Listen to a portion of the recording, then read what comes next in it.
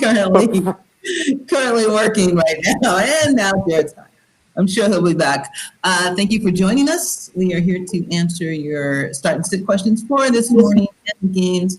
I am Never Enough GLT, also known as GL. Who else? We have Gerson, the Fantasy G-Pod, DFS Extraordinaire, Hamed, answer your injury questions, and Jared is back. Yay! I tried to use my laptop for a change, and it was just going over slow. I didn't know if you guys could hear me or not. Sorry about that. No, we're good. We're good. And everyone introduce themselves, please. Hamed. Hey, everybody. You can catch me on GoingFor2.com, a weekly contributor for Dynasty Buy Low, Sell High on a weekly basis, and also on Twitter at FFJunkie85. Great follow, by the way. Great You can catch me at Fantasy G Pod on Twitter, Roundtable, Fantasy, DraftKings FanDuel on Facebook, and every Tuesday on the Waiver Wire War Room, and Friday on the DFS show. I can't be on all the shows, guys. Sorry. Well, that just ruins everything. Yeah, I know, right? If you could see under my username, I actually have my Twitter handle there, Rico_3733. Just excited to be here. And random thought of the day: what did the showerhead say to his people? Stop wasting water. Seeing naked people turns me on. Wow. Dad joke alert. Dad joke alert. I can log off now. I had my last moment. So he's there every Sunday. Ahmed, what do we have for the injury report and the COVID report? Who's playing? Who's in? Who's out today? Well, I mean, I just mentioned, of course, Aaron Jones is not active this week. That means Jamal Williams should get a lot of touches, and Travion Williams is another guy to keep in mind. Oh, no, that's for the Bengals, actually. Of course, Mixon not playing, and he may not actually play as well next week, the report is. The injury is actually a little bit more significant than originally thought. He's more week to week. So I know Giovanni Bernard is starting, and he's expected to get the majority of the touches. But Travion Williams is someone, if you have an extra bench spot, I would recommend picking it up just in case. Of course, we have Michael P. Ryan for the Jets, who we're hoping gets more touches this week. So we'll see how that goes. Are you telling us who's playing, or are you just giving us backups? What's happening here? I'm telling you who's not playing, and also who you should at least pick up and just keep in mind. Name some number as well. You're talking about the wrong P. Ryan. It's the Maji P. Ryan, not Michael P. Ryan, right? No, I'm talking about the Jets. The Michael P. Ryan. Well, do you need to sign off and sign back on and do intros? We don't want to play any Jet player, do we? I think people need to pick up on this. Like, just stop mentioning Jet players. Like, I don't see the upside. Like, I did it. Maybe if you have like nobody. Yeah. You guys, if Dan wants to know if Aaron Jones doesn't go, which he's not, do you go Williams, Dillon, White, Edmonds, or McKinsick? Wow. Williams, what do you got, Jared? Yeah, I guess Williams. I don't know why. It's something my gut wants to instantly say like Dillon. I don't know why. I just have a hunch on that, but Williams is the safer play. What do you got? This is gonna be really crazy, and you're probably gonna disagree with me here a ton. I'm either picking White or McKissick, especially if it's PPR. Oh no! What are they doing? No, the PPR upside. I'm taking the safe floor here with White and PPR at 10 to 12 points at least this week. I think everyone. So Garrison's not feeling well. He has the flu, and I think Hamed is like making it worse. Garrison, what do you want to tell us about DFS? Hamed also gives people headaches and migraines, snooze incorrect information. We could go on and on. Well, I don't know what you're talking about because you didn't say Jamal Williams either, so you're giving me a headache too. Jamal Williams, guys, it got to be him, man. Like, what Houston has allowed last week? It was to who they just allowed like a big ass game to. Oh man, I got to go back.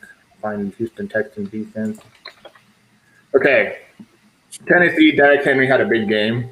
Jacksonville Jaguars, James Robinson didn't have a good game, but it's James Robinson.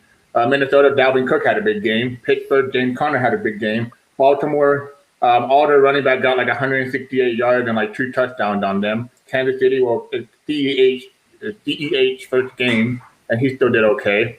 So, I mean, you just play the running back versus the Texans. Every running back you just mentioned is like an elite running back, or the Ravens, who are a top 5 rushing offense. Actually, they're probably the top rushing offense in the league. I'll have to look at the number, but I think they're the top 2 rushing offense in the league. So you've not named anybody who's not outside that top tier elite running back core. So are we saying Jamal Williams is? I'm not saying he's them, but here's the way I put it. I look for volume and usage. I don't think Jamal Williams is a receiving running back too. He can catch balls. You know, he had an 8 target, 8 reception game just 2 weeks ago, and I mean now that he's getting the rushing workload, I don't think AJ Dillon's gonna be this so-called gonna get eaten to his chair. And another thing is, we know Aaron Rodgers. He trusts his running back that can have pass catching upside. I don't know if you guys watched AJ Dillon in college, but he didn't catch for shit. I mean, he was one of the worst running backs for receiving. Him and Jonathan Taylor had this big debate. Are they really elite? Because of the receiving. But I don't know. I think Jamal Williams safe play. And between White, McKissick, and who was it? Edmonds? I'm not playing Edmonds, dude. Edmonds. Yeah, Edmonds. Yeah, you don't. After what Drake did last week, you can forget about Edmonds. Hold on, don't be dissing Dillon. That Boston College team hardly passed the football, and when they did pass the football, I think Dillon led, if not was second on the team in receptions. Yeah, but have you seen Dillon in the NFL? He hasn't had the chance, hasn't had the opportunity, and last week agreed, opportunity is king. No. Yeah, and who's going to get the opportunity? We might. That's why I say Dillon gives me that gut feeling, but Williams is the safe play. So. All right. Yeah. All right. Next question. Tight end start between Toney or Ebron. He has Higbee, but he's not sure if he's starting. Those are the next 2 available for him. I go Ebron because of the injuries with Toney. You're trusting Ebron? Well, I mean, of course, with Toney and her. But Ebron, man, I mean, there has to be better options out there than Ebron to start. Yeah. Remember also, Deontay Johnson is also back this week. So the Steelers wide receiver core is actually going to be at full strength. So I can't trust Ebron with Deontay Johnson back when he couldn't produce without him. So, I mean, if you have a better option outside of... those are his 2 best options. That's what he said. That's all he has. Those 2. You have to choose between those 2. I would go with Toney, assuming he's playing. What do you got, G? Well, apparently he corrected everybody on Twitter saying it's Tunyon, like Tunyon. So, well, wrong. But I don't really care what people that make like millions of dollars. Let's call him Bobby T then. Bobby T. How about Bob Ton? I mean, it's a lot closer than people think, right? I don't mind either one of them, but I would probably play Robert Tunyon because of the game environment he's in. I think this Green Bay-Houston game can be a very big shootout.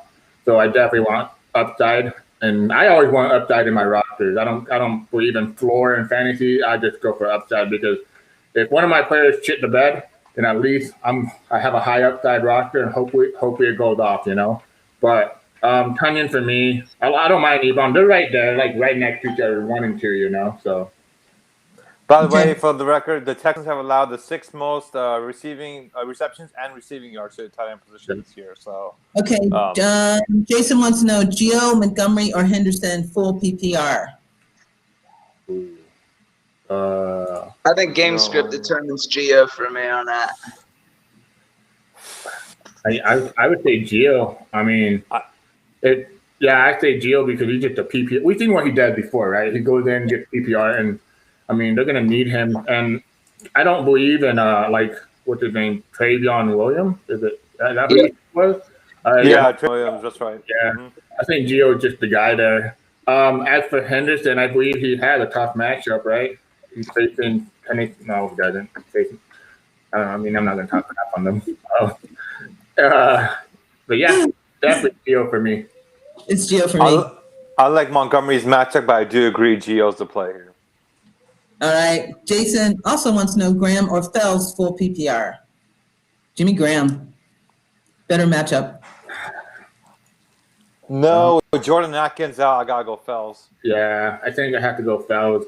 Hold on, what? Oh, okay, this is the Monday night game they have them on, right? Yep. Yes. Yeah, I have to go Fells just for. I mean, is Atkins out? You said he is out. Atkins is out. Yes. Back-to-back double-digit points, and last game he had a 20-point game. So, I mean, yeah, volume over everything, and I think Fells is the play. What do you got, Jared? Agreeing with Hamid is like leaving my car in the ghetto, but I'm going to have to do it. Wow. FYI, last 3 weeks, Fells has seen at least 78% of the offensive snaps. Week 5, 87, and Week 6, over 90%. He's on the field a lot, so I would start Fells. So, throwing in my deep sleepers, look for Tyler Kroft or Logan Thomas today as alternatives as well. Yes, they haven't produced substantial numbers, but the snap count for Kroft, he's going to be the only tight end. And then Logan Thomas, the Cowboys have allowed a 74.4% catch rate, which is 8th worst in the league, to tight ends as well. So you have some deep sleeper appeal at the position today. Oh, you want a sleeper? This one's for you. Here we go. To know DFS, are you going Hopkins, Adams, or Julio? Let me check my exposure. I mean, G has those numbers up, but I have all those guys, but my highest one is probably going to be Adam, but they're really close. I mean, I have Adam, Julio, and then who was the third one? Hopkins. Yeah, Hopkins. That injury to Hopkins kind of worries me a little bit, and he's priced up at 8,200. When I'm paying 8,200, that's like an elite price. I think that's the highest non-quarterback. No, I think that's the highest priced player. Because, yeah, he's the highest priced player basically for, But it's just, for me, I'm going Adam. I think Adam's going to get so much volume now that Aaron Jones is out, because you guys got to remember Aaron Jones gets a lot of pass catching work. So I think Adam's in a great spot right now. I'm going Julio Jones here. Oh, I have a question. I can't pronounce his name. Is Bakari out? The Bakari, or like the guy that chugs the beer quicker than anybody. I mean, I'm pretty sure I can match him. Oh no, you don't think I can chug this whole mug right now faster than him? I'm not kidding. I can chug it pretty quick though. I can chug beer pretty quick. So. No, he's talking about the left tackle David Bakhtiari. No, he's not playing this week. Bakhtiari, yeah, him. He's not playing this. He is not playing this. Yeah, he's out. Okay, so with him being out, I think Aaron Rodgers is going to get. Well, actually, that defense doesn't really pressure anyone. So, I mean, they don't, right? Am I right? They don't really have a high pressure defense. So, I mean, yeah, just Adam. I mean, you're really going to stack your player. So, yeah. I love Julio, though. I'm always going to say Julio, I feel every single time Julio scores a touchdown in the red zone, I don't care where I'm at, I yell out, Julio! All right. Jared says it's really hard to get away from Williams and Gio, but if you had to pick, which one are you going with DFS? Wait, can you put that on? Williams or Gio? DFS. William or Gio? Yeah. Oh, William. William had the matchup. I'm going with William. He had the matchup. He's going to get the opportunity. He played with Rodgers. He knows what Rodgers wants. People got to take into account pass blocking matters a lot for a veteran quarterback like Rodgers. And I don't know how good A.J. Dillon is at pass blocking. So, yeah. What do you got, Jared? I veer more towards Gio personally. This guy. He's produced filling in before really well. He's obviously vultured a few touchdowns on the goal line, so they're comfortable handing him the ball off on the goal line. And game script again, even though there's a lot more mouths to feed for the Cincy offense. We saw last time Burrow's throwing 40-plus times a game. There's going to be plenty of opportunity for him to get 4 to 6 receptions in your PPR. So assuming DraftKings, I go Gio. What do you got, Helen? So Jamal Williams only seen double-digit total touches just twice all year. One was in week 1, and the other one was week 4. Given that, of course, Aaron Jones is out, I see him getting around 15 to 17 total touches. Giovanni Bernard might be on the field a little bit longer. This is close. I think they both finished relatively close, but I'm going to lean on Jamal Williams here. I'm assuming Gio's the much lesser one, right? G on DFS. Yeah, Okay. well, it's just, I don't know. For me in DFS, I don't know if that was a DFS question or season long question. It is DFS. If it was DFS, then for sure I have William because he $900 cheaper, I believe, or $600. Let me check real quick. Actually, yeah, DFS, I also agree. I will go with From a Bernard. value standpoint, for sure. He's $500 cheaper, and to be honest, I have him basically the same. I have a 15.8 for Jamal Williams and 16 points for Giovanni Bernard. If I could save $500, especially on a week like this, where you want to pay up for like the top stacks and wide receivers and stuff, yeah, I'll take Williams. All right, so let's. G's got to go in like 13 minutes. So, Yep. G, what's your best DFS guys? What you got? Quarterback is very tough this week. I have 7 guys that I really like, but the guy that I like the most is that I'm going to have the most exposure to. This game is at night. It's on a Sunday night football game. It's Kyler Murray's and Russell Wilson. Now with all this value opening up, it really allows me to have flexibility at quarterback and pay up for them. I love Deshaun Watson and Justin Herbert. And then the contrarian guys that I think are going to be lower owned are going to be Matt Ryan, Matthew Stafford, and Aaron Rodgers. Well, actually not Aaron Rodgers. He'll be highly owned. But Matthew Stafford and Matt Ryan. But I really like Rodgers too. At running back, pretty simple. It's pretty straightforward with the value opening up. The best value plays are Jamal Williams, Giovanni Bernard. But the best player today is definitely Alvin Kamara with no Michael Thomas, no. Yep. I like to call him Slam Boy actually because he's a little punk. So no Emmanuel Sanders, COVID-19, Kamara. I mean, we've seen Kamara get 20 receptions before, so if he gets it this game, well, what do you know? He's just a great player, but he's underpriced too. Mike Davis, Chris Carson. One of the guys I really like a lot, and I don't care about Leonard Fournette coming back, is Ronald Jones in a matchup versus Las Vegas Raiders. Kareem Hunt is an excellent play. And then they just put out a blur that, what's his name, DeAndre Swift role is expanding, so I like him too. Yep. But those are my main guys. At wide receivers, I'm stacking. But I'm stacking those Seattle Seahawks Cardinals wide receivers, Detroit, Atlanta wide receivers, Green Bay, Houston wide receivers, and what about the Texans wide receivers this week? Well, I said Houston, Green Bay. You said Houston. I was looking for Texans. Got it. Stop yelling at me, guy in the pink shirt. That's 2 of us. Questions, Chris. Thoughts on Beasley in both DFS and season long, but for this week, though, what are your thoughts on Beasley in DFS? I think there's better plays than Beasley this week. A lot better plays. Jared, no Beasley? Not with it. I mean, I guess you have John Brown out, which opens up opportunities, but I think that one of my sleepers was Gabriel Davis, who went 5.58-0 last time without Brown. So there's some flex appeal there. I think that's a bigger benefit with Davis than it is for Beasley. So no. Keep in mind with Beasley, though, he's seen at least 6 targets or more every single week, except for one so far. And he's also seen red zone targets in every game except one, which is week 5 against Tennessee. So he's not a bad play, but I do agree with both of the guys that Gabriel Davis will be the more upside. If you want the safe floor, you take Beasley. If you're looking for the upside, Gabriel Davis is the play. I'm a little surprised to not hear Kenny Golladay come out of your mouth. I haven't said any of my wide receivers yet, so. G, and GPPs, are you playing Gio and Williams together? Yeah, I mean, sure, but if they're in a stack with Roger or Joe Burrow, then I wouldn't do it. I don't stack my running back with my quarterback. I only stack my wide receivers and tight end. Jared said I haven't mentioned my wide receiver. I mentioned my stacks of wide receivers, but the guy that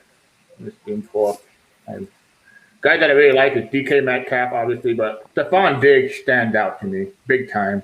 I love Stephon Diggs this week. He has an excellent matchup with Pierre Desir, one of the worst cornerback cover. I love Terry McLaurin, one of my favorite really low price players. Robbie Anderson, not a lot of people are going to be talking about the Carolina Panthers. I don't know why. I like them. You said Kenny Galladay, right? Yes. Okay. Yeah, I have him in there versus Atlanta. He's going to be covered by Kendall Sheffield, I think his name is. He's a good player. Basically, anybody on a pass catching that's a wide receiver is going to be a great player versus Atlanta. But I don't know, man. This game, I just hope it goes the same way it went last week, But I like Galladay, man. Wait, a question from Darren. Robbie Anderson or Jamal Williamson in full PPR flex? Full PPR flex. Oh, wow. Robbie Anderson. I'm not sure how you don't. I'm assuming this is redraft. I don't know how you don't go Robbie Anderson there. Granted, both should have pretty good games considering their volume, but yeah, for me, it's Robbie Anderson. He has not. He's been proven to be matchup proof so far. I think he only has one really dud game to his standard so far. Yeah, he has a good matchup too. So, it's not. You can't. I guess. Yeah, Anderson, but it's not like you're gonna go way off. I think Williams is a really good play this week. So, from Robbie Anderson, are you really worried about Janoris Jenkins? Oh, no, but isn't he gonna be covered by Patrick Robinson? Is Jenkins back from injury? I think he was questionable earlier in the week. Oh, okay. Yeah, I'm not worried about any Saints, but the thing is, it's close. You can play either one, but I think you can't go wrong there. But I always put my in season long. I look for safe running back like volume, and I think he'll get his volume, Jamal Williams. But overall, Anderson's a good call. It's close. I'm going Robbie Anderson in full PPR. Me too. I think he's going to have to throw it a lot, and Robbie Anderson is his guy. All right, GM, sorry, finish your DFS plays, please, and thank you. Okay, so, yeah, Will Fuller will be covered by Jair Alexander, I think. I'm hoping he's actually on Brandon Cook, but I don't know. I don't know who he's going to cover, to be honest with you, but that's who I predict is Will Fuller because he's, just fit.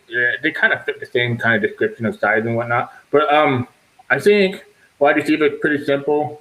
But the best value plays at wide receiver are Deontay Johnson, 4,200 on DraftKings. I love him versus Tennessee. He's going to be facing Malcolm Butler. Malcolm Butler is one of the worst cornerbacks in the NFL.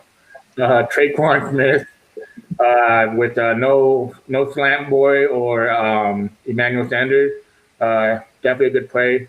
My sick call of the week, who I have low on and can have a great game, is DeMarcus Robinson. I don't mind him. Mike Williams is a great play. But the guy that he really sticking out, that's really cheap, he should be a locked-in wide receiver is definitely Terry McLaurin. He is 5,800. I love Christian Kirk. Yeah. At tight end, as you guys know, I always pay down for tight end. My favorite tight end that I want to pay down for is Hunter Henry, Jared Cook, Dalton Schultz, David Njoku, Jonnu Smith. And then you start getting into the tier of like the high price guys like Travis Kelce and George Kittle. I'm not going to have a lot of George Kittle. I have some Kelce. But one of the guys I was actually looking at, like if you're in a deep super flex tight end premium league, Harrison Bryant for the Cleveland Browns, he's active. Maybe play him if you need him, like the last, your last option. But I think I'm going to live there. Oh, I love Hayden Hurst and Robert Tonyan too. Croc is not a bad play, but they have like one tight end I think active after him, right? None. There's none. He's the only one. Inactive, yeah. He's the only tight end they have right now. So, oh my goodness, yeah, that's what's crazy. The crazy thing is the only reason why he wasn't in that room is because his wife was having a baby. So God bless his kid. So he saved his. It was his wife. She's the one having the baby. Well, I said his wife was having a baby. Yeah. Well, yeah. I mean, so. You never know, man. These NFL players, they have side chicks, you know. They've been hanging on Dwight Howard too long. They've been hanging on Dwight Howard of the NBA too long. Yeah. Bryant is getting the start over Njoku. Is he? That's what he says. I don't know. Then there you go. That's the reason why I've been keeping it quiet, but I'm gonna play a lot of Harrison Bryant now, man, because the guy's a real deal. I don't know if any of you guys follow college football, but Harrison Bryant is a very standout athletic tight end. And if you watched him earlier in the season when what's his name, David Njoku got hurt, he came in against the same team, I believe, if I'm correct. I think he got a touchdown in that game. Where are you, Brian? No, it was Washington that he got a touchdown again. But in week 4, he had 4 receptions, 4 yards, 4 receptions, 4 target, 37 yards. So I like Harrison Bryant. He's minimum price, $2,500. Yeah, sorry, Taylor. I don't know if you know, but I'm doing a show right now, so I don't exactly look at my phone like this, you know. I can't look at my news. That's why I need an hour now, but let me do an hour. Let me try to get it. With all these news breaking, I got to go. But defense, Washington football team is a great play. I'm going to have a lot of exposure to them. Titans, Chiefs, Steelers, Chargers, all great plays. But I'm paying down. I'm going all the way with Washington football team and most of my team. I love them this week. They have a great matchup versus the Dallas Cowboys. Dallas Cowboys are going to be without I don't know how many offensive linemen, and they have a PB gun, red rifle, or whatever you want to call him, Andy Dalton, and he didn't look good. And I don't think this Cowboys team's going to be the same. I'm going to enjoy this for Jerry Jones for the rest of the year, his misery. A little bit about the Cowboys' offensive line. They're missing 4 of their starting offensive linemen this week, so they have 4 backups on their offensive line. And the Washington football team is one of the best at putting pressure, so I expect them to get back there all day. Yeah, I got to go. So thanks, Gene. Yeah, have a good game. Have a good week. Win some money. Good luck. Please, guys, if you guys win money, donate to Jared and Hamad Shirt Foundation. Go shirt. All right, I'm out. Oh no! Hey, okay, you guys, we have a couple questions. Justin wants to know if you have to sit one: Jamal Williams, Jacobs, Mike Davis, or Connor. Wow. Jamal Williams. You're sitting Jamal Williams? Yes. Okay. Yes. Actually, as crazy as it sounds, I'm actually sitting Jacobs here. The Bucs defense is one of the best. First of all, overall, I think a top 5 defense this year. But not only that, I think they're one of the best defenses against the run. I think Jacobs is going to find a hard time running the ball against this team. And I think you're banking on a goal line touchdown for him. So actually, as crazy as that sounds, I think because of that, I'm benching Jacobs. I think the Bucs defense is good against the run, but they are worse against running backs that catch passes out of the backfield, and Jacobs is starting to catch more passes. I would go. I just don't. There's other guys that are must starts other than Williams. Williams is a great value play, but again, this could be the one you can peg me and own me on next week. But I still just feel like Dylan's going to get your goal line touches, anything inside the 10, vulture some touchdowns. I don't. I mean, those got not Davis, but Davis was probably a high waiver wire pickup. Connor and Jacobs had to go on your top 2. I don't know why you would sit them. So I'm gonna have to Hamid's point, the Buccaneers have only allowed 386 rushing yards and only 3 yards per carry. So that is something to take into consideration. Right, but Jacobs is going to get a lot of touches too. They're just going to feed him all day. So AJ just one last thing on Jacobs. Sorry, Wait, one last thing on Jacobs. Beasley Oh, and go ahead. flex. Which we got? We'll go back to your Jacobs. Okay. Bernard What was the Beasley, question? flex. Gio or Cole Beasley in his flex? Gio. Agreed. Agreed? All right. What do you got on Jacobs? We're going AJ. They are going Gio. Come on. So What do you got on yeah, regarding Gio, Jacobs, he's not had more than 5 receptions in any games this year. So yeah, he's getting involved in the passing game, but he's not getting the passing game. McKissick is seeing more targets and getting more receptions than Jacobs is. I mean, I think it's nice to see the receptions that he is getting. It does help his ceiling a little bit, but against this defense, unless he's seeing 6 or 7 receptions or 8, it's his hard, like that's where he's going to get his points this week. He's not getting it on the ground, and you're banking on a goal line touchdown. So that's why I'm not as high on Jacobs, and I am against benching your studs. I personally don't believe that, but I've started to wave towards that when you look at the stats, and you look at the numbers and see the matchups as well. So because of that, I just don't have Jacobs out of those options. That would be the guy I bench. Okay. Jared, who is your deep sleeper for running back this week? Be honest, I didn't really put anything out for running backs. I mainly focused on, as Ed mentioned, Jared Cook and Traquan Smith, kind of like a combo. Gabriel Davis for the Bills, and then I had Tyler Kroft and Logan Thomas as my 2 deep sleepers. The running backs are just the obvious ones with Williams and Bernard. I mean, they're great value plays, especially for daily. And then if you're in COVID and bye week and injury spots, which the running backs are deep for, those are the ones I was going to put. So they're kind of obvious. Come on. I would say, James White has been off to a kind of a slow start these past couple of weeks, especially since I believe his father passed away in a car accident a few weeks ago. But since he returned from that, he hasn't been actually very good. But I do think the matchup is going to call for his name quite a bit this week. I believe the Patriots are facing the Niners.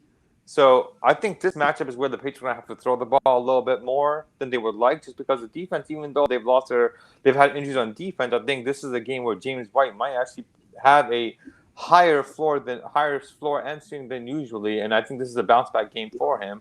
I can see him scoring between 12 and 15 fantasy points a week. Another sleeper, if I had to pick, and I don't like this pick, was Zack Moss. Granted, he just got back, I believe, as well last week.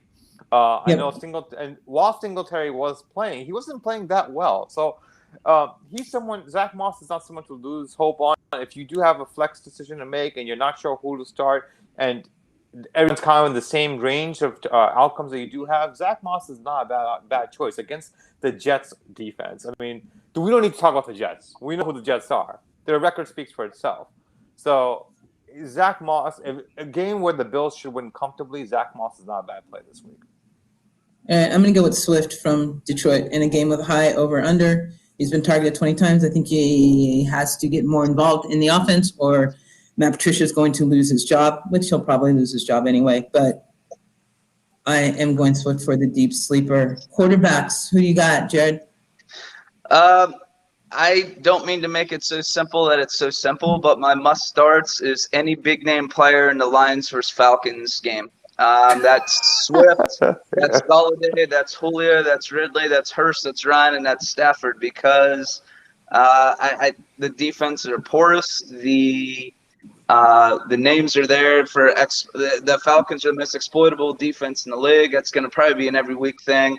And then even though Lions are still allowing so many yards and receptions to wide receivers, there's just, I'm even stacking that game on a lot of my dailies today too, to be honest. So not to just be so concise and bow out, but it's really like that game for me as far as your must starts. So you're not considering Dalton or Kyle Allen? Kyle Allen against a porous defense, although the weather's not supposed to be that great. Or Drew Lock having to throw on, it's going to be really cold out here, but Drew Lock having to throw against Kansas City, Justin Herbert playing against Jacksonville, who also gives up a lot of points to the quarterbacks. Herbert's a must start, by the way. If you have Herbert, you start him this week. He's a must start. I totally agree.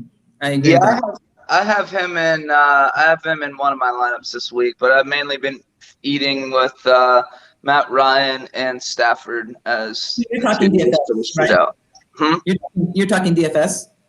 I'm talking either, really. Redraft too. Who do you got quarterbacks? Quarterbacks I have. I mean, you kind of stole my thunder there. I think you start Stafford and you start Matt Ryan. They're like they should be the starts of the week, in my opinion. Yep. But if we're talking sleepers here, of course, Teddy Bridgewater. Now, okay, the Saints are facing a lot. They have Emmanuel Sanders out and also Michael Thomas out. I don't think they're not going to score as much, but I still think Teddy Bridgewater is. Granted, he hasn't played up to par in the past couple of weeks considering the hot start they got off to. But he was facing the Bears last week, so he gets a little pass there. But I can easily see him scoring at least 20 points against the Saints this week, who've already allowed up to this season QB score at least 3 touchdowns. So that's every QB, if I'm not mistaken. So I think Teddy Bridgewater is a solid play. You already spoke about Kyle Allen. I think against the Dallas defense, speaking of terrible defenses, Dallas defense is actually right up there with the Falcons, one of the worst defenses in the league. And they allowed 4 of 6 QBs this season to score multiple touchdowns. I can easily see Kyle Allen having to I can see a couple of touchdowns on Kyle Allen this week. Okay. All right. I like Murray, but I think we already said that, right? Everyone said start Kyle Murray against Seattle. G definitely emphasized it, but yeah. Yeah. I mean, you start Kyle Murray if you have him every week. We're not going to talk about guys you play every week. We want to focus on the guys that, of course, you have to decide. No, we want to talk about everything. We want to talk about guys who play. You want to talk about guys you might not want to play. Like Josh Jacobs? You have on bye. Yeah, Baltimore, Indiana. So you have Lamar Jackson's on a bye. Phillip Rivers, who no one's playing, is on a bye. Ryan Fitzpatrick, who no longer is starting, is on a bye. Poor guy. I know.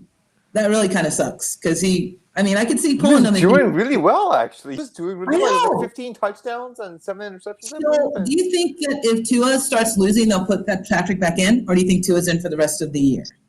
He's in for the rest of the year. He's been actually the practice reports about him have been great. He's been looking good the past couple of weeks in practice. They are comfortable, and remember also he's coming off hip surgery as well when he was in college. Right.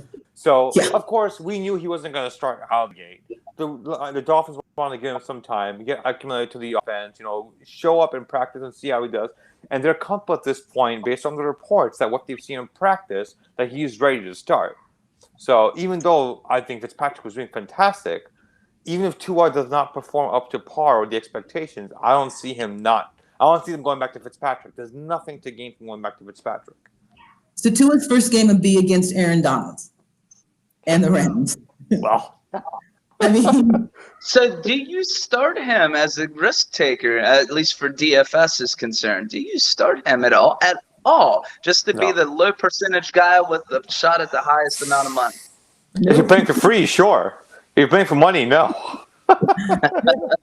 No. Hey, Kyle wants to know in a half PPR first down, start 1. Chase Edmonds, Cole Beasley, McCole Hardman are MVS.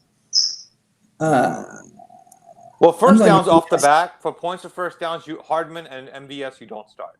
It's down to Cole Beasley and Edmonds. I'm taking Cole Beasley here. I'm going MVS. What are you doing, Gladys?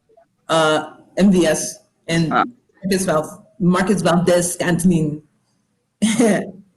Who do you have, Jared? Which one?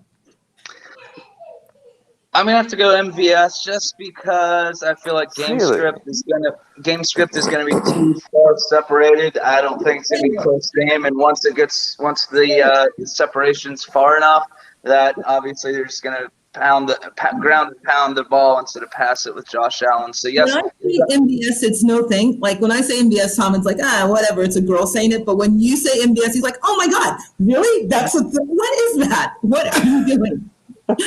He's like, oh, really? What is happening? What is happening? You didn't wear you didn't wear pants. It's points for first. It's points for first down as well. I think both Beasley will easily have more first downs than Marquez. And you're banking on, granted the matchup Marquez may just see more volume, but I mean, Cole Beasley, it's PPR and it's points for first down on top of that. That's double the advantage for Beasley, in my opinion. Okay. Anyway, PPR, you start two. Lindsay, Kelly, or Murray. So he has to drop one. So he has Lindsay, Kelly, or Murray. PPR, start two of them. I'm guessing Kelly is Joshua Kelly. It's Joshua Kelly. Yeah, I'm assuming it's Joshua Kelly. I'm dropping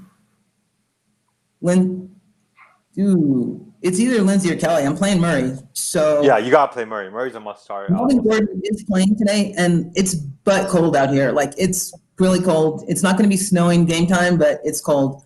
I'm going to drop Kelly because I think Jackson's going to take his. So yeah, Kelly, I'm dropping. What do you got, Jared? Second that. We saw that Kelly still hasn't been able to perform to standards. Even his yards per carry is still festering around the 3 to 3.3. Nothing impressive, nothing to write home about. And Jackson's actually looked more explosive and a lot better, so I still have to drop Kelly here. What do you got, Hamid? I also have to second that as well. Joshua Kelly has not finished better than RB 25 this year. So, and I think Lindsay's going to see in the more volume, and also I think, of course, Latavius Murray is starting. He's a locked-in starter for this week. Yeah, I agree. I think Kelly's the one you bench. Beasley has 19 first. This is from Kyle. Hi, Kyle. Beasley has 19 first downs in 6 games. MVS 11 in 5 games. So Hamid has a point, which no one says ever. But okay, Hamid has a point. At least you're catching on.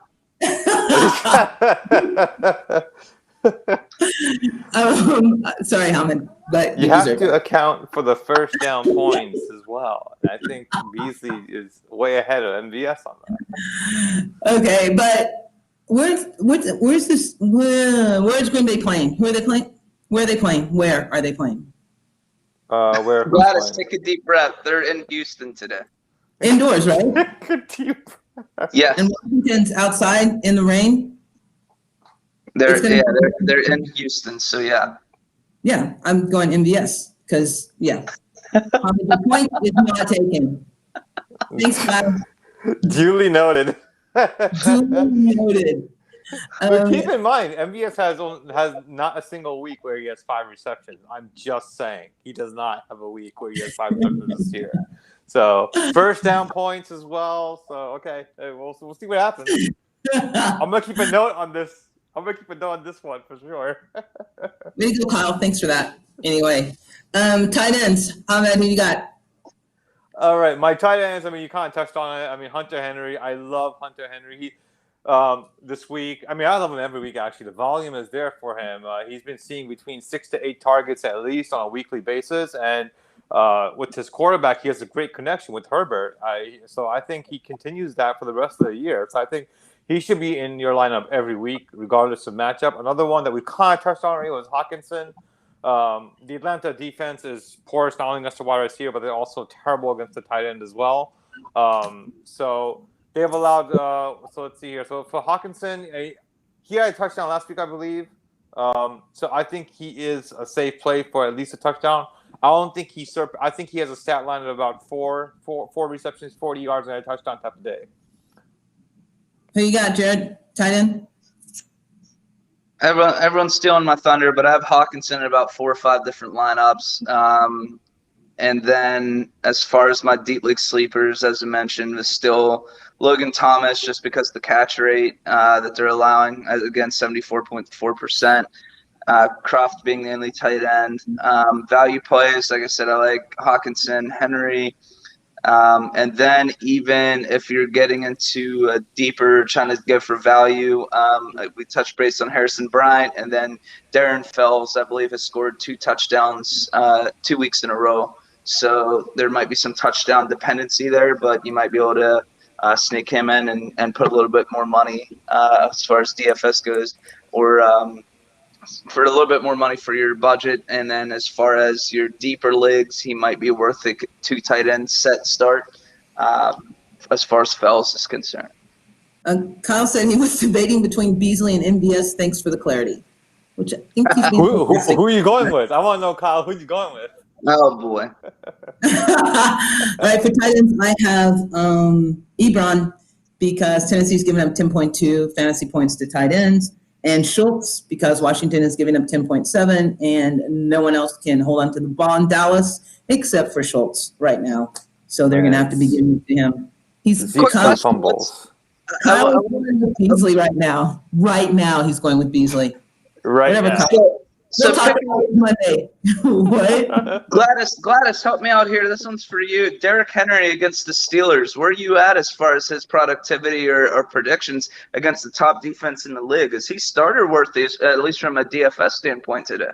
I would start him from a DFS standpoint. One, because I think he's going to have really low ownership because he's going against the Steelers defense. And two, because I think that the Steelers defense can be had on running backs, on his type of running back that is just going to pound the ball through them. I would worry more about Tannehill than I would about Henry. Sorry. But So a little about the Steelers defense. They've allowed only 3 rushing touchdowns to a running back this year. And even if you take into account the fact that they've been the least run-upon team entering week 7 so far, which is 85 attempts, they're going to have 274 yards, and you equate that into averages, it's 3.22 yards per carry. So it's not like, okay, well, they're not being run on enough, that's why their numbers are so low. No, they're actually holding them at 3.22 yards per carry. And also, they're actually the receptions are also, they've only allowed 1 receiving touchdown, and they've only been targeted running backs 26 times, but only 16 receptions. So the running back is not being used much against the Steelers to begin with. Why that's the case, I have absolutely no idea. But we do know Henry's going to get the volume. I think he's a volume-based low to mid RB2. He'll need the touchdown to enter that RB1 territory. But so, yeah, regarding Derrick Henry. But you in DFS, Steelers pressure, like the Steelers pressure more than anyone in the league by a wide margin. So the running back is starting most running backs. They haven't really played against a quality running back. No disrespect. That's gonna be my pushback. Yeah, they had Kareem Hunt, but they just dominated them from the get-go. The Miles Sanders, I think, did good against him, right? Didn't he? Yeah, he broke that run, so he actually did pretty good. The Texans are the Texans. The Broncos, Melvin Gordon scored, I think, off memory, around 15 to 17 points. And then you had the Giants, which they bottled up Barkley. So it seems like it's almost like a wave, almost like a coin flip as to who they allow to rush on them and who doesn't. Well, Barkley, too, was the first game of the season. Correct. And, with no preseason or anything. But if you watch that game, oh, my God, that offensive line could not stop the Steelers at all to gain the Barkley. I felt bad. That offensive line couldn't stop us, Hamid. In pink. I would play Derrick Henry not with expecting a lot of points, but I would play him. Yeah, you're starting Derrick Henry this week for sure. Yeah. But there's no way I could sit him. Yeah. Are you going to play him, Jared? Are you playing Tannehill? That was one of the reasons I was picking y'all's brain is I have him in one lineup, but I keep thinking like that Steelers defense, similar to your point, exactly my train of thought, but I think I'll gamble and leave him in one of the lineups. No, I'm not starting Tannehill this week. I do exercise and err on the side of caution in some capacities, so this is not the week. This is not the week to play games. Have you ever started Tannehill? I have to ask. Yes. There's 2 weeks out of this year I did not start him. And that was when A.J. Brown first went down because I wasn't sure how he would do. And then this week I'm not going to. Only if I have to start him in Dynasty, which I think I even have Joe Burrow I'm starting over him this week in my Dynasty. So, FYI about Derrick Henry, he's only seen less than 22 carries once all year, and he had 19. In the red zone, he has 5 or more carries every single week. That is ridiculous volume and usage where it matters in the red zone. So yes, I think Derrick Henry is literally matchup proof. Now, of course, he's had some pretty bad games, like against Jacksonville, for instance. Take away the Jacksonville game, he's not finished less than RB13 this year. I'll take it. Thanks for the confidence boost. That's the nicest thing you've ever done. I know, right? It's like the nicest thing I've ever done for you. Okay. So we haven't touched on it because it was just really a horrible game. But the Thursday night game, Philly, France. Any fantasy takeaways from that game, except that, Danny Dimes cannot run for Manny Daniel, Te'o's girlfriend tackled him. What? Manny Te'o's girlfriend tackled him. Any fantasy takeaways from the game? I guess the main takeaway was. I've been going first. Go ahead. Oh, sorry, I didn't mean to cut you off, man. No, I so was saying go ahead. I've been going first, please. Oh, okay. The main takeaway here is that from the Giants' perspective, that Devontae Freeman was out with an ankle injury. I think in the second quarter it was, and Wayne Gallman got most of the touches there. Dion Lewis had the fumble on the very first carry. He was taken out of the game for a significant amount of time. He did come back later on, of course, but Wayne Gallman was the one who saw the most touches. Now, this is just for deeper leagues. In 10-man, 12-man leagues, and probably not even a 14-man league, you're touching Wayne Gallman. But if you're in a 16-man league, draft league, Wayne Gallman's someone that you may want to consider picking up. He shouldn't cost you a whole lot. Not a lot of people are going to target him. It was great to finally see Evan Ingram get more involved. He actually led the team in targets. And that's with Golden Tate, Slayton, and Shepard on the field. Very encouraging to see. So let's hope that maybe that's what Daniel Jones needed, was for the offense to be healthy, and maybe that's how Evan Ingram would be more open for touches. Now, Evan Ingram was just wide open down the field on the right-hand side also. He could have had even a bigger game. So, from the Eagles' perspective, I mean, Carson Wentz saved this fantasy season. Fantasy week with that rushing touchdown definitely helps. I mean, he had 2 passing touchdown interceptions, sacked 3 times. I mean, this offense, the offensive line still seems to be the main concern with the Eagles. If you have Carson Wentz, you're somehow over 500 coming into week 7. I mean, somehow over 500 or even 500 entering week 7. Good for you, man. But, I mean, that offensive line, if it doesn't get healthy, will Carson Wentz survive the season? Didn't he have like 350? He had 359 yards too, though, didn't he? He did. 359 passing yards. Correct. So he had 3 touchdowns altogether? That's correct. 2 passing, 1 rushing. Yeah. Okay, Jared, what do you got? Any fantasy takeaways from the Thursday night game? I think Boston Scott was a friendly surprise and friendly reminder that he's a good flex option in scenarios where Sanders is out, obviously. He had a dud the last time we put faith into him, but I believe 4 out of 5 games that he was actually starting due to a Miles Sanders injury dating back to last season.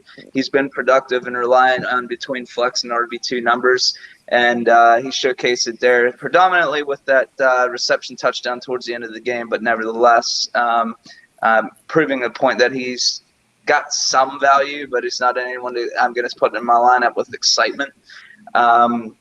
As far as wideouts, hats off again. Travis Fulgatron, still doing his thing. Still making moves. Still making the big plays. I hopefully, as many times as he's been cut and bounced around the league, maybe he's found a home in Philly. And I'd like to see that sustained with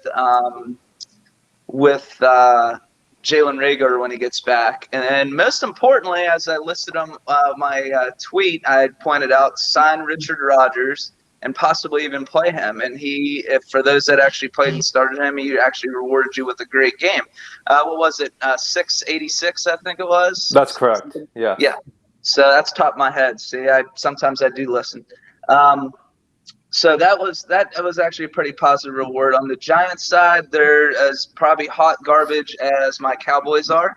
So at least I'm in the same Titanic with Hamid as we're just slowly just going same down. Titanic. We need to find like a mariachi band or something to play while we sink. But the takeaway from the Giants is Gallman might be able to handle a little bit more than what we thought. So just to depending on how serious the Freeman injury is, I think that you might see more of a split now, more of an RBVC versus a 14 to 18 carries the previous 2 weeks for Freeman. Right. We might actually see that drop down to about a 10 or 11, and Gallman gets 4 to 5 more additional touches than what he was getting before. And then Danny Dimes is almost as fast as Tyreek Hill. But he almost ran as fast as Tyreek Hill last week. And Obviously, he's not used to running that fast, but man, he would stole something as quick as he was moving. I think it was like 21 miles per hour. So there's some excitement with that, and I say that's really about it. I like how they're getting creative with Evan Ingram, but I'm still not quite there yet as far as being comfortable and confident playing him. You might be able to get him as a buy low to help you towards the end of the year, assuming he stays healthy. All right, so this is kind of a complicated question, so stick with me. This is a PPR list, okay? This is who he's playing. This is who his starters are. Stafford, Brown, Tennessee, wide receivers, Tennessee, Brown, McLaurin. Flex is Gibson. His running backs are Kamara and Williams, and Gronk is his tight end. Now, on his bench, he has Robbie Anderson, CEH, Cooper Kupp, DJ Moore. And he wants to know, should he take some of the starters out and put some of his bench players in? That bench is someone's starting lineup. I know, right? So I'm actually this is gutsy, but I'm saying take out Antonio Gibson against Dallas. And as crazy as it might sound, we've seen his snap share go down. J.D. McKissick's receptions go up. The explosiveness on the offense just seems to be stagnant a little bit, and it's almost like they're going backwards as far as what they want to do at running back. Hell, we've seen Barber start getting more touches the other week again, and Lord knows why. So I'm not there with that, so I'm going to swap out Gibson and put in Robbie Anderson as far as I'm concerned. And what do you got, Hum? Actually, so first of all, I agree. I think Robbie Anderson should be starting over Gibson. I also think you have to get Cooper Kupp in that line. Can you tell me who the starting wide receivers are again? Yeah, hold on. Maybe. His starting wide receivers are A.J. Brown, Terry McLaurin. Oh, you can only start two. Only two. Okay, you only start two. Yeah, Oh, man. Two backs, tight end, and a flex. So Gibson was his flex. I mean, wow. In the past 4 weeks, Cooper Kupp has seen 7 or more targets. And he's seen, out of those 4 games, he's seen red zone targets in 3 of them. Oh, man, it's tough as that pains me to say. Yeah, I agree with what Jared said. I would say take Gibson out and put Robbie Anderson into your lineup. But, man, I love Kupp this week. But, yeah, I agree. And you're okay with the starting wide receivers? Oh, yeah, easily. Oh, absolutely. Absolutely, yeah. Absolutely. Okay. Who does he have I know he has Gronk at tight end. Who else is his tight end outside of Gronk? Yeah. He has Dallas Goedert. Nothing on the waiver wire? Yeah, I was going to Yeah. So that's all he has to play a tight end right now. And that's an interesting one. parting words, Jared. Follow me, Rico_3733. Do not start Ryan Tannehill this week. Do not. I never said he was a year-long starter. There's the occasional streamer appeal. Now I will say this: if he does rip apart the Steelers defense, he is an every week starter the rest of the year. If he does rip the Steelers defense up, he is an every week starter the rest of the year, no doubt. That's my parting words. So there's that. Go ahead, Ahmed. Before Ahmed, Taylor wants to know, Kupp, Lamb, or Deontay Johnson have PPR? You have to pick one. Kupp. Lamb. So Kupp, CeeDee Lamb, Or Deontay Johnson. Uh-huh. I love Kupp this week. I think he finishes inside. I think he's the top 15 wide receiver this week. I'll take. I'm gonna go with Kyle, and I'm gonna say Lamb because he's going out of the slot and he has the easier matchup in that game. But okay, whatever, guys. I don't care. How about you, Jared? Glad from like yes sir, no sir to shove it up your ass, man. Think it all started. Oh, girl doesn't have pink. All right, what do you have? Yeah, you guys can find me on Twitter at FFJunkie85. Also on GoingFor2.com with my weekly Dynasty Buy Low, Sell High articles. And I'm very shocked. My friend Jared here is refusing to say. How dare you say don't start Tannehill? Who do you think you are? You're only the biggest Tannehill fan and truther out there. So the fact that you're telling us to. I'm also a realist. But do not get smart with Tua. I've been seeing a lot of Twitter comments about Tua that we should add him to our lineups in redraft. His schedule is atrocious for the Dolphins from the quarterback standpoint, especially in the fantasy playoffs. He's not going to give you much value. Even in a bye week, I think there's only 1 week where you can actually maybe start him. But yeah, don't waste your bench spot on Tua. So I just wanted to talk about Tua a little bit. I think talent's great. I think he's a great dynasty asset. I think he's going to be great in the coming years. But don't waste a bench spot on Tua. I've been seeing a lot of talk about that this week on Twitter. So, and I am Never Enough GLT. You can find me here Sunday mornings. You can find me also here Monday evenings, recapping with Kyle and Dan, the big league. And on Thursdays, these start on Going for Two. We appreciate you guys for tuning in. We thank you very much. We thank the gentleman for wearing pants for breast cancer awareness. Everyone have a lucky day. Pop, lock, and drop it, Gladys. Pop, lock, and drop it.